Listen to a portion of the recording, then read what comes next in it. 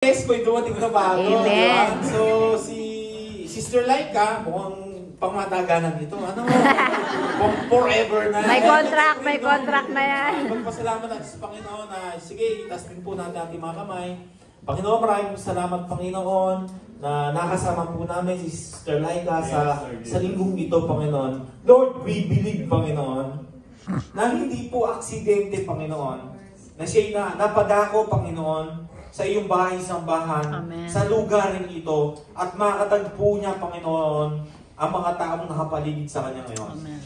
Lord God, we know, Panginoon, hindi man po namin nakikita, Panginoon, nararamdaman, Panginoon, na yung kanyang mga struggle sa buhay, Panginoon, yung kanyang mga success, Panginoon. But we believe, Panginoon, na this person, Panginoon, ay gagamitin mo mightily sa iyong basahan.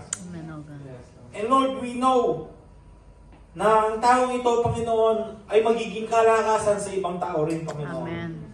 And Lord, we pray for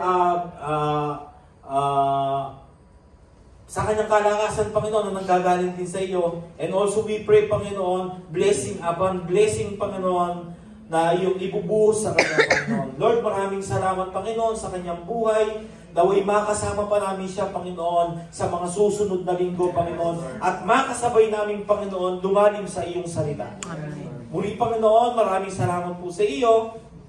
Amen.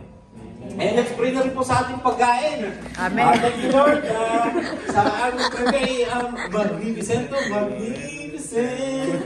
Lord, maraming po salamat, Panginoon, sa ating magnificent, Panginoon, na siya nag-prepare, Panginoon, ng food, Panginoon. Kayo na po magbalik sa kanila ng kalakasan, Panginoon, at siksik-liglig na gumapaw na biyaya. Amen. Muli, Panginoon, sa aming pong kakain at iinumin, naway linisin mo ito, Panginoon, at maging kalakasan, Panginoon, ng aming katawan at ng aming mga espiritu. Amen, Lord. Muli, Panginoon, sa iyo po ang dakilang papuri, pasasalamat at pagsamba sa matamis na pangalan ni Jesus. Amen.